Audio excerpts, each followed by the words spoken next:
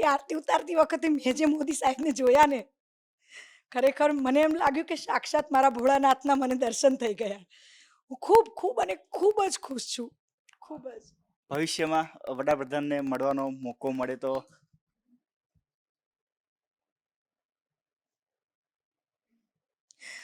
આ તો કદાચ હું વિચારી પણ ના શકું, કારણ કે પેલી કહેવત છે ને કે ક્યાં રાજા ભોજ અને ક્યાં ગંગુ તેલી.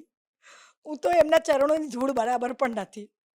અને જો મળવાનો મોકો જો ભવિષ્યમાં મને મળ્યો તો ખરેખર હું એવું જ માનીશ કે મારા ભોળાનાથની ભક્તિ સફળ થઈ ગઈ.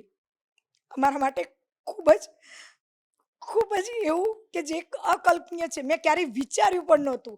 હું ફક્ત હા, હું મોદી સાહેબની જ્યારથી મારામાં સમજણ આવીને ત્યારથી હું એમની ફેન છું. એનું કારણ એક છે કે મારા પપ્પા નોકરી જતા ને તો આવતા ત્યારે અમને એમ થતું કે બસ આવ્યા.